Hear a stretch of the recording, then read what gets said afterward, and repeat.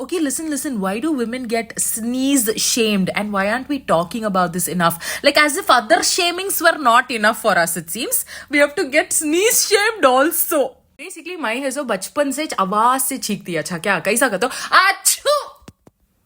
And the amount of times I've heard everybody say, बाइको बच्चे सब इतना आवाज से नहीं छींकना.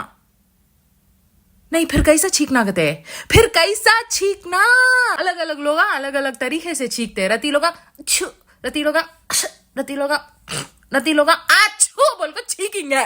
अच्छा क्या फर्स्ट ऑफ ऑल ये है सो एक बड़ी बात ही नहीं. अच्छा क्या कौन तो भी तुम्हारे सामने स्नीज करते हैं का तो अल्हम्दुलिल्लाह बोल को जाते हो. बैठ जाको ऐसा नहीं स्नीज करना वैसा स्नीज करना नहीं. कौन भी पूछे नहीं तुम्हारा रिव्यू.